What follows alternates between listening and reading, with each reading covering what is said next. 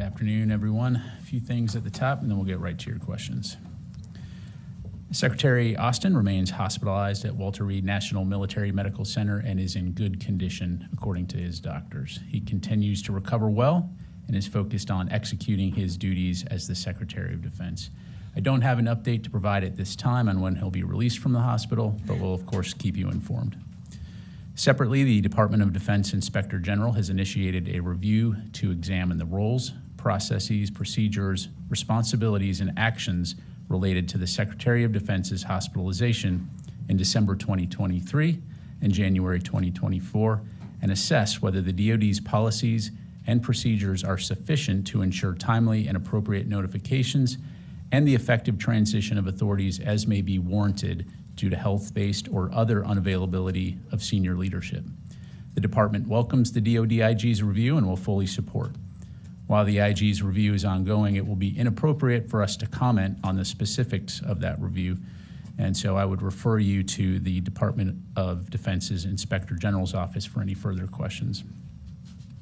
Separately, as I highlighted on Tuesday, on January 8th, the Secretary's Chief of Staff directed the DoD's Director of Administration and Management to conduct a 30-day review of the department's notification process for assumption of functions and duties of the Secretary of Defense, in addition to directing several immediate steps to ensure appropriate situational awareness when a transfer of authority occurs.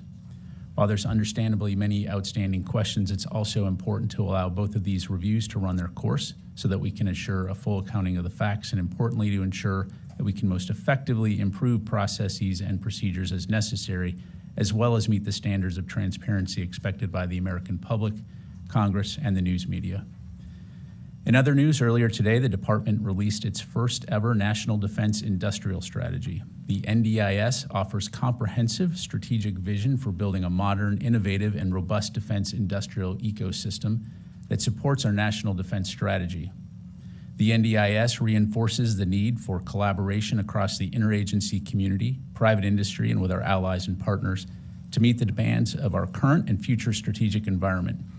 As you all know, the need to expand the capacity and resiliency of our nation's defense industrial base has been a critical priority of the department, and the NDIS will guide our efforts as we strengthen this vital element of our nation's defense capabilities. The NDIS is now available on DoD's Defense Industrial Base website at www.businessdefense.gov, and we look forward to making future announcements as we implement the strategy across the department and with our industry partners. Also today, Deputy Secretary of Defense Kathleen Hicks welcomed the Bulgarian Minister of Defense Todor Tagarev to the Pentagon to discuss a range of regional and bilateral issues. The Deputy Secretary congratulated Bulgaria on the 20th anniversary of its joining NATO and thanked the Minister of Bulgaria's hosting of over 1,000 U.S. and allied forces, to include the multinational NATO battle group. She praised Bulgaria's steadfast commitment and many contributions to the alliance, which helped to ensure the security of NATO's eastern flank during this critical time. Both leaders joined in condemning Russia's unjustifiable war of aggression against Ukraine. Full readout of the meeting will be available on the DoD website. Moving to the Middle East region, Tuesday's reckless and illegal complex attack by the Houthis in the southern Red Sea once again demonstrated the importance and effectiveness of Operation Prosperity Guardian in safeguarding commercial vessels and mariners transiting this vital waterway. As U.S. Central Command highlighted in their press release, U.S. and U.K. forces were able to down 18 one-way attack UAVs, 2 anti-ship cruise missiles, and 1 anti-ship ballistic missile when these weapons were launched towards international shipping lanes where dozens of merchant vessels were operating. We're grateful to the more than 20 nations that have joined Operation Prosperity Guardian so far to help protect maritime traffic and provide security in the Red Sea, to include Singapore, which announced this week they'll join this international defensive coalition. We welcome their contribution and will continue to consult closely with our allies and partners who share the fundamental principle of freedom of navigation. And 2 final items before I conclude. On Monday, the department will recognize Dr. Martin Luther King Jr. Day. On this day, we commemorate and celebrate the legacy of Dr. King's lifetime commitment to equality, justice, and civil rights for all people. In keeping with his memory, we encourage everyone, military and civilian alike, to perform acts of service and reflect on our nation's principles that all people are created equal, regardless of color, gender, or creed. And finally, I'd like to take a quick moment to recognize the departure of one of our Pentagon Press Corps members, longstanding Press Corps members, Defense One's Marcus Weisgerber. This is Marcus's last week at Defense One after 10 years and after more than 18 years of covering the U.S. military. During his journalistic career, he's covered too many issues and stories to relay here, but needless to say, he's been in the thick of it from the very beginning, to include reporting from Afghanistan, the Middle East, Europe, and Asia, and interviewing the senior-most leaders of the Department of Defense. Simply put, Marcus is an outstanding journalist who has never shied away from the tough questions to ensure that the American public and others had the facts when it comes to national security. He's departing Defense One for a career outside of journalism, and so we here at OSD Public Affairs certainly wish him the best and continued success. And with that, I'm happy to take your questions. We'll go to Associated Press, Tara Cobb. Thank you, General Ryder. You gave us an update on Austin's condition. He's in good condition, but can you tell us the prostate cancer that was discovered, what stage it is, how serious is this? And then secondly, when Deputy Secretary Hicks took over some responsibilities while he was hospitalized, can you give us a sense of what those responsibilities were? Did she have nuclear command and control? Was it something more mundane? And now, what kind of role is she assuming? Because obviously she was doing the honor guard. What else is she taking on right now?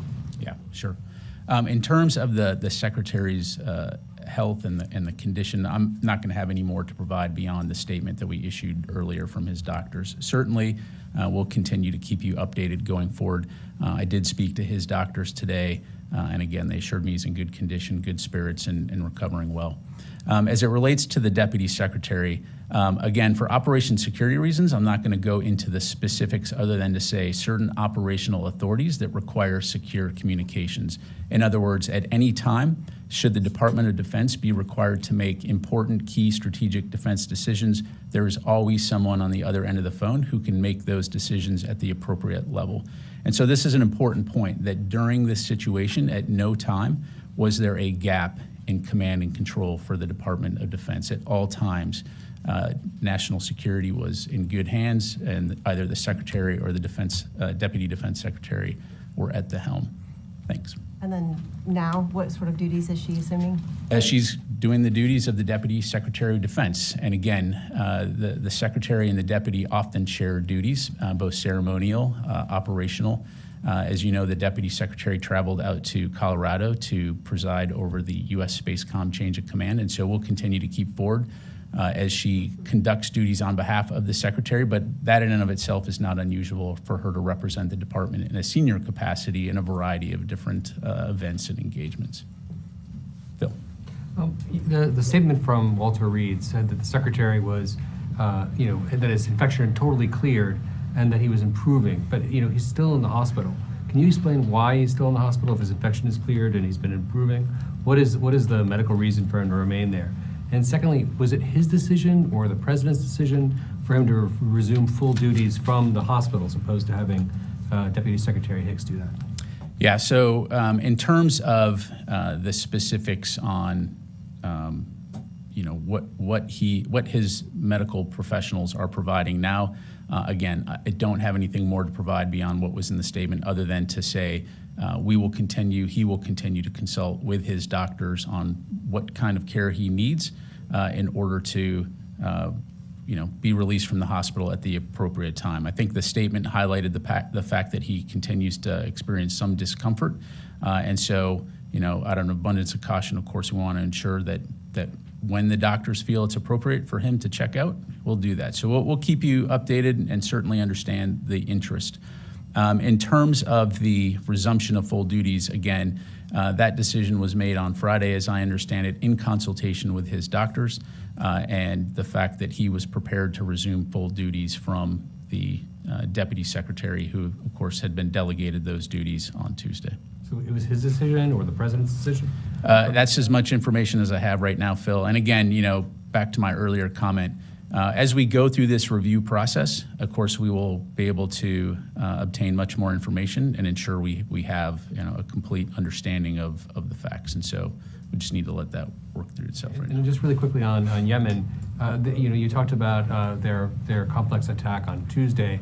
Apparently, there was an anti-ship missile fired today. Do you have any details on that, and whether what you know about that incident? I do. So the Houthis fired an anti-ship ballistic missile from Houthi-controlled areas in Yemen into international shipping lanes in the Gulf of Aden. The reports indicate one commercial vessel reported visually observing the missile impact the water. However, there were no injuries or damage reported. And my understanding is that this happened today at approximately 2 a.m. I believe Sana time, but CENTCOM is putting out a release on this and a statement on that. So I'd refer you to that. Thanks. Will? So the Pentagon Inspector General put out a report on shortfalls and tracking of some of the aid to Ukraine. Just wanted to check, how significant of an issue does the Pentagon view these shortfalls as, and is there any indication of illicit diversions of the aid that has been provided so far? Yeah, so we very much appreciate the DODIG doing this report. We've appreciated working with them to ensure that we do have full accountability of the process. To answer your question, at this time, there remains no credible evidence of illicit diversion of U.S.-provided advanced conventional weapons from Ukraine. We do see some instances of Russia continuing to spread disinformation to the contrary, but the fact is, as we observe the Ukrainians employing these capabilities on the battlefield, we're seeing them use them effectively for all the obvious reasons, in that Russia continues to present a significant threat to Ukraine's sovereignty. So, yeah, let's leave it there. Sorry. What are some of the broad actions you're going to take to, in light of this report? And my understanding is this is basically not inputting of serial numbers versus losing physical inventory. Is that your understanding? Yeah. So as I understand it, again, I'd refer you to the report, which provides a very comprehensive overview in terms of the steps taken, not only within Ukraine through the Defense Attaché Office, but across the interagency, to include within the Department of Defense. Things that have been implemented, Tony, include the use of handheld equipment scanners, leveraging partner nation reporting, collecting the inventories of items that are in transit to Ukraine. And it's important to point out as well that the Ukrainians have offered unprecedented access to information as it relates to the equipment that we're providing. So they are fully understanding and supportive of our need to ensure that we can account for the items that are accountable. And so we'll continue to work closely with them. Operation Prosperity Guardian, do you know how many ships, Allied ships, are now in the Red Sea? Tony, let me take that question, because I don't want to just make something up from the podium. I will say that that we do know that some nations have signed up to send ships that are en route. As of last week, when Vice Admiral Cooper briefed, at the time there were 5 vessels that were U.S. and UK, in addition to countries like France, which have ships that are in the Red Sea that are coordinating and cooperating with Operation Prosperity Guardian. But I think you've seen that the French have said that those ships are operating under their own C2 structure. I won't speak for the French. The point being is that there are a significant number of ships with the ability to counter some of these attacks, and there are more coming. We continue to see this coalition, this defensive coalition, grow. Let me get to the other side of the room here. Megan, and then we'll go to Laura. Can we get an update on the number of Houthi attacks in the Red Sea, as well as militia attacks in Iraq and Syria and the associated injuries? Yes. As I understand it, Megan, let me just make sure I get you. So today's missile attack, this was the 27th Houthi attack on international shipping since November 19th. And Iraq and Syria? Iraq and Syria, total number of attacks as of today, 130. 53 attacks in Iraq, 77 in Syria. Do you have injuries? No new injuries to report beyond what we've provided earlier. And the 27 includes the 2 a.m. attack? Or is Correct, that... the one as of today. Let me go to Laura and then Oren. Thank you. Just to go back to the secretary and the delegation of authority, if you could clarify, because I understand there's a difference between delegation of certain authorities and a transfer of authority, and I'm just wondering if you can help us understand if it was a full This transfer. was a transfer of certain operational authorities, and it's a good point, right? Like, let's just stop for a second and put this into context. The Secretary of Defense has many authorities that cover an extremely wide variety of roles and responsibilities. But what's most important are those certain operational authorities that may be required in the middle of the night when there's a situation that requires senior level decision making, right? And again, for operation security reasons, I'm not going to go into details from the podium. And so the point being that when it comes to the most important decisions that need to be made on behalf of the Department of Defense in defense of our nation, those authorities, the transfer of authorities to the Deputy Secretary are provided. Those authorities are provided. She has access to full communications needed in order to make those decisions. So again, just to underscore, at no time during this situation was there any gap in the command and control of the Department of Defense, and at no time was national security at risk. So he retained some of his authorities. Well, and again, I'm just going to make something up. But for example, his authority to sign out decorations for a particular award, that's not necessarily something that, you necessarily need to transfer to the Deputy Secretary of Defense on short notice. But what we do need is certain operational authorities that require secure communications, if that makes sense. So again, we can be too specific here in terms of, every single authority, but the authorities that are needed to effectively execute the duties of the Secretary of Defense or make decisions on his behalf for certain operational authorities. And again, I'm sorry, go ahead. On December 22nd, when he was under general anesthesia, did he transfer all of his authority to Catholics? As I highlighted and again, this transcript's available on the DoD website on the off-camera press gaggle on Monday.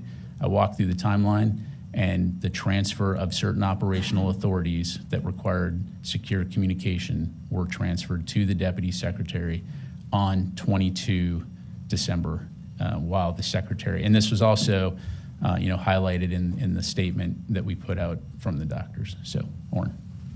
Two questions, both again on Defense Secretary Austin. First, can you commit that when he's released from the hospital, he will come answer questions here in front of us about the situation? It's great to have you here, but I think he needs to come here as well. Orrin. Are you able to say that? I appreciate that. So, Orrin, what I will commit to do is certainly passing that request along. The Secretary has, publicly acknowledged that when it comes to transparency, he's taken full responsibility and he's committed to doing better. So, I will, of course, relay that. Your colleagues at the Pentagon Press Association have also relayed that request, and I will ensure that request goes to the Secretary. And then second question, if and when the Secretary were to be hospitalized again, can you commit that the public and the press would know within 24 hours? I will speak for myself, and if I have that information, I will endeavor to ensure that we are releasing that information as quickly and as accurately as possible. Thank you. Yes, sir. Jim, when you say that the Secretary wants to do better on transparency, does it specifically mean if he's hospitalized or out of commission, or his general approach to the job? And, I'm not a regular here, but from some of the complaints from my colleagues, it seems like they wish he were at the podium a little more often. Yeah, so, kind of taking a step back here, big picture, to answer your question. Certainly, as I've highlighted earlier this week, there's been a lot of lessons learned, and there has been a commitment by the Secretary to do better when it comes to transparency. And again, he's taken full responsibility.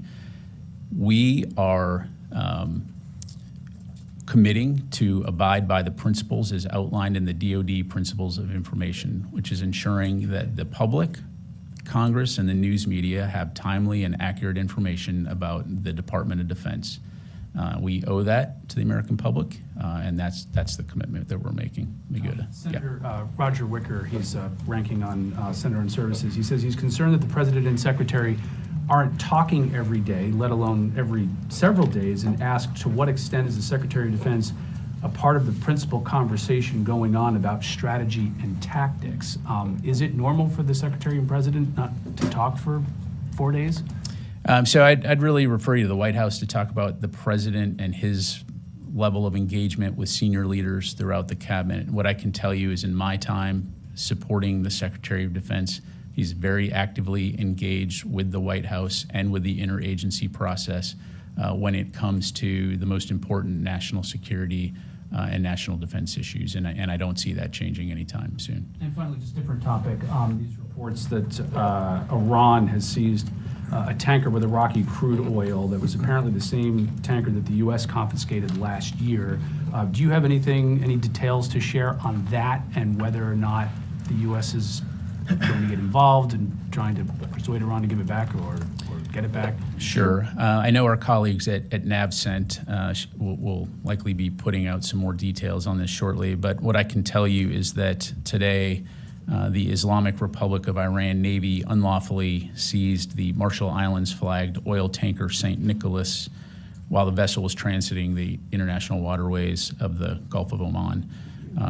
As we understand it, this oil tanker was en route to Turkey when the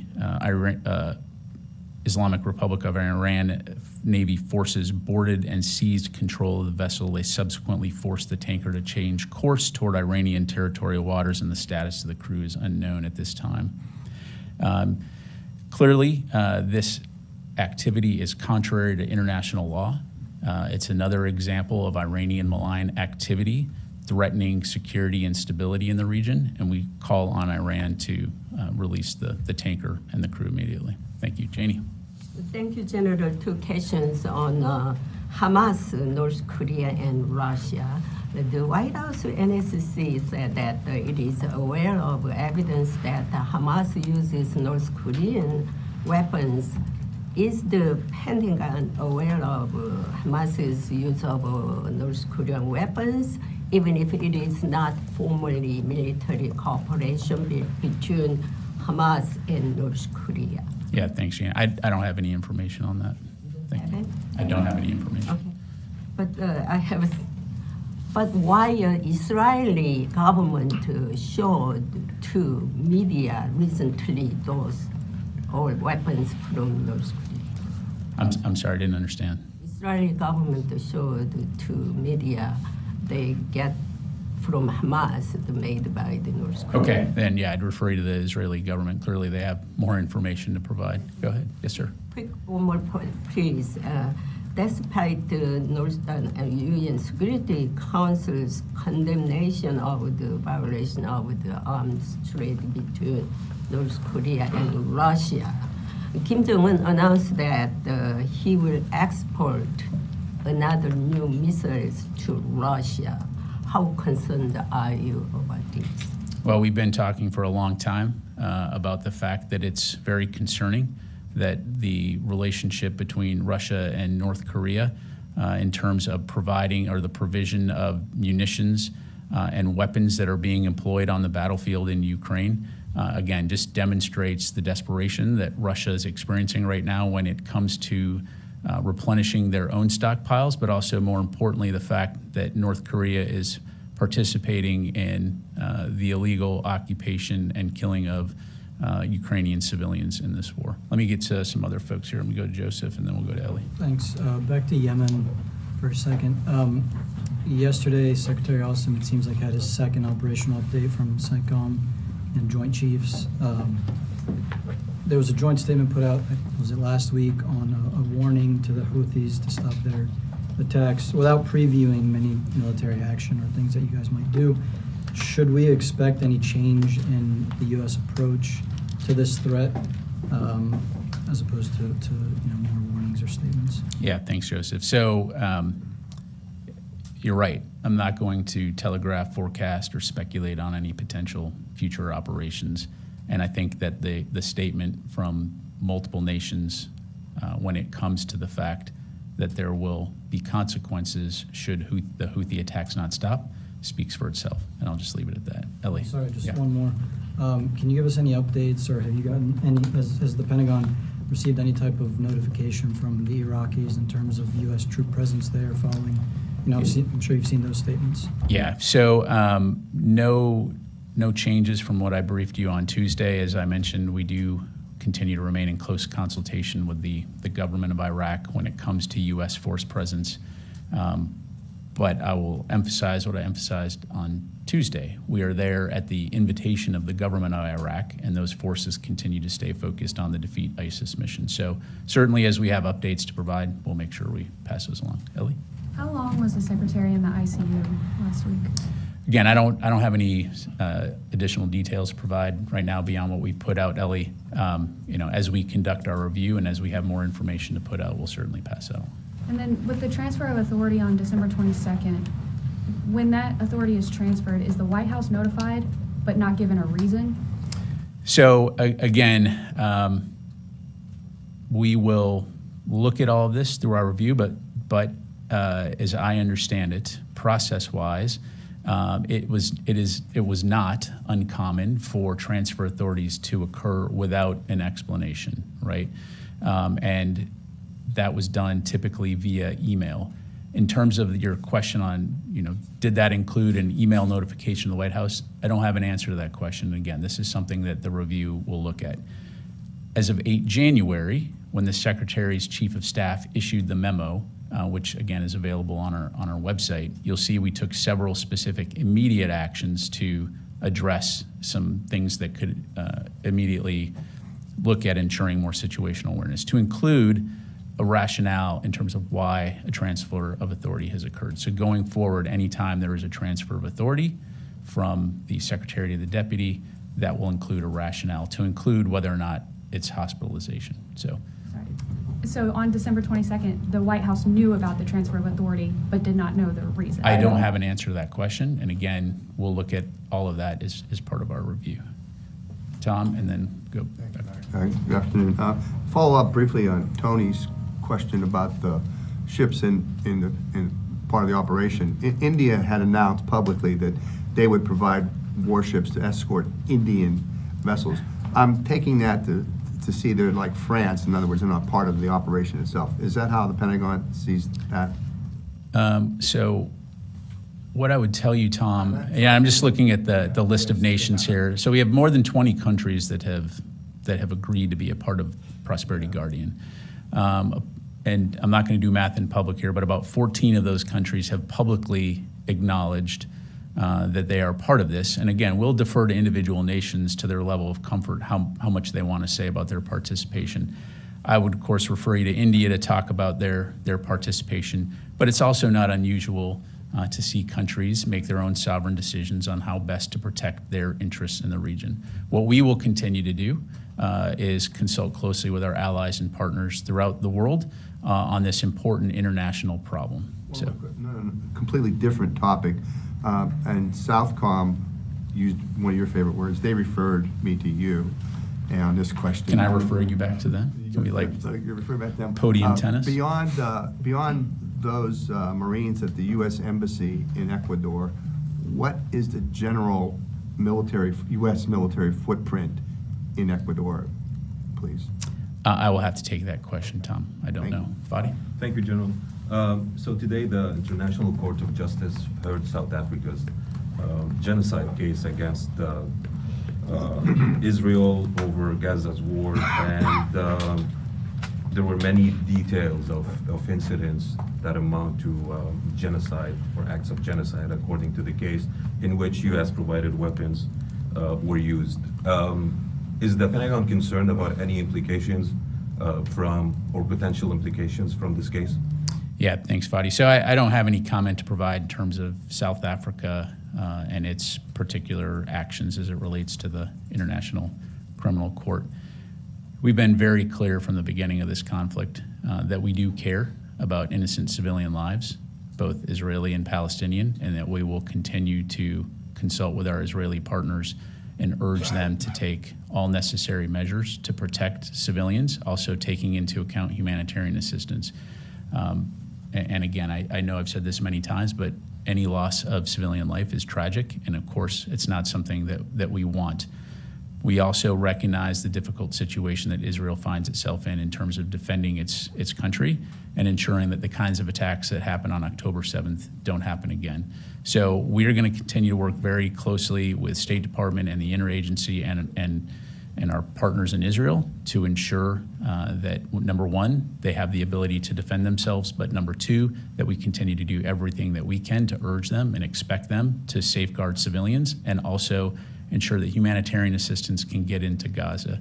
And then more long-term, of course, the policy of the U.S. government is to work toward a two-state solution where Israel and the Palestinians can live, coexist in that region in peace. But again, I'll just leave it there. We've heard these comments before, but there's a big question about the effectiveness of whatever you're doing with your Israeli allies. Today, the spokesperson for the United Nations Secretary General said Israel impeded the delivery of 18 shipments out of 21 to North Gaza since the beginning of the year, and it's basically crippling organizations, humanitarian organizations, to do their work in that area. The death toll continues to grow. Hospitals are being targeted. UN workers, journalists, more than 110 have been killed. Schools, civilian infrastructure. So what is it really that you're referring to in terms of Israel's right to defend itself? Are you in support of such actions? Again, Fadi, no one's questioning the fact that it's a tragic situation across the board for multiple reasons. Again, Israel's a sovereign country that's going to make sovereign decisions about how best to defend themselves. What we've committed to is Israel's inherent right to self-defense, but we've also made it very clear that we expect them to conduct any operations in accordance with the law of armed conflict and also take into account the importance of ensuring that humanitarian aid and assistance can get into Gaza. I recognize that this is an incredibly complex situation and there are no simple solutions, but we will continue to stay in close contact with Israel. We've had a very long partnership for a very long time, and so again, we will continue to have those conversations. Let me, one last one and then. Yes, thank you. So I just want to follow up on Iraq. Has any DoD official addressed or talked about or discussed the issue of U.S. presence in Iraq with any Iraqi official in, I don't know, in the last couple of days or since you briefed us on Tuesday in any framework? Fadi, what I would tell you, I don't have any specifics to provide right now other than to say, again, we remain in close consultation. As you know, CJTF OIR is in regular contact with their counterparts in the Iraqi government, as well as the fact that we have a U.S. embassy that has a defense attaché office working through the embassy. So I don't have any specifics to provide other than, again, we view Iraq as a valued and important partner, and we're going to continue to communicate with them closely on a variety of topics to include the presence, safety, and security of our forces there. Okay, yes, sir. Thank you, General. And then I got to go to the phone or else I'm going to get in trouble. Okay. Sorry. Launching drones by militia groups in Kurdistan, northern part of Iraq, where it hosts U.S. and National Alliance forces base, has become a routine. These threats are not only threatening, the U.S. forces, but threatening the people. This has, created an unstable situation in the region and created fears with the people. What do you have on this? In terms of the Iranian proxy attacks, is that what you're talking about? Well, clearly, I mean, these are dangerous attacks, as we've talked about, and certainly the repercussions on the innocent people of Iraq when these proxy groups conduct these types of things. Again, it just demonstrates the irresponsible behavior. When it comes to U.S. forces in the region, again, we're there for one reason and one reason only, which is the enduring defeat of ISIS. And so we will continue to call on these Iranian proxies to cease these attacks, but we won't hesitate, as we've demonstrated in the past, to take appropriate action to protect our forces should we need to do that. Let me go to the phone here. Howard Altman. Hey, thanks, Pat. I got a couple questions on the situation in the Red Sea. Is the Pentagon tracking a mobilization, a Houthi mobilization of forces in its area of control of Yemen? And then the British Prime Minister is meeting with his cabinet tonight to perhaps talk about this. Are you aware of this? And then with regard to the ships that are attached to Operation Prosperity Guardian, one, would they, it's a defensive operation, but would they possibly be involved in any offensive operation because they're Arleigh Burkes? And is there a concern about their defensive munitions given how many times they've had to take out Houthi missiles and drones? Thanks. Thanks, Howard. That was a lot of questions there. Okay, in terms of Houthi forces and what they're doing and where they're going and all that, I'm just not going to get into intelligence from the podium here. In terms of Prosperity Guardian as a coalition, again, just to be clear, Operation Prosperity Guardian and the charter under which it's operating is a defensive coalition. And so its focus is on helping to safeguard commercial vessels and mariners that are transiting the Red Sea region. And so, again, think of it as sort of a highway patrol that's there to respond and to help safeguard shipping, as I highlighted in my topper. Whether individual nations outside of the auspices of Prosperity Guardian opt to take any other action, of course, that's a sovereign decision. And again, I'm not going to forecast or speculate on potential future operations. And then as it relates to the readiness of U.S. forces operating in the Red Sea and in the Central Command region, I'm just not going to talk about readiness other than to say we have the capabilities and the capacity to do what we need to do to execute the missions that we've been assigned. Thank you. Let me go to Heather Mongilio, USNI. Thanks so much. So the British Secretary for State for Defense, Grant Shapps, said that this was the largest attack, the January 9th, attack on a British ship in decades. The United States hasn't come out and said that it believes that its ships were attacked by the Houthis. I was just wondering, can you explain, what the definition that the Department of Defense is using when looking back on whether these attacks whether the Houthis launching missiles are attacks on U.S. ships? Yeah, thanks, Heather. We've talked about this in the past, right? And so I think the important thing here is what are the potential threats to U.S. vessels? And importantly, for those nations that are supporting Prosperity Guardian and assigned to help safeguard commercial vessels transiting the Red Sea, it's taking appropriate action to safeguard those vessels and the lives of the mariners. And so as a attack drone or as a missile comes within the threat range of a U.S. military vessel or in a crowded international shipping lane, those vessels have the right, those crews have the right to defend themselves and shoot first, ask questions later in terms of protecting lives. And so again, that's the important equation here. And of course, we're always going to do whatever we need to do to defend our personnel. Got time for just two more. Yes, sir. Thank you. I have one on Ukraine, one on the Red Sea. So you said that you had over $4 billion NPDA authority for Ukraine left. So is it possible to use this authority now and replenish the stocks later when the Congress approves the supplemental, given what's at stake here? Well, certainly what's at stake in Ukraine is incredibly important. And again, this is why we will continue to work closely with Congress to try to receive supplemental funding. At issue here, again, is the question of impacting our own readiness as a nation and the responsibilities that we have, many of which I've talked about here. And so, yes, while we do have that $4.2 billion in authority, we don't have the funds available to us to replenish those stocks should we expend that. And with no timeline in sight, we have to make those hard decisions. And so the most important thing right now is securing additional funding from Congress, and we'll continue to work closely with them on this important international security issue. On the Red Sea, so today John Kirby said that the U.S. is going to do what we have to do to counter and defeat threats from the Houthis in the Red Sea. So to what extent is the problem just the Houthis, and to what extent is the problem Iran's enabling of the Houthis? And does the Pentagon assess that possible action against the Houthis will help to deter Iran too? Yeah, so again, without speculating about potential future operations, we know that Iran, these are Iranian-backed groups. The Houthis are funded, trained, equipped by Iran to a large degree.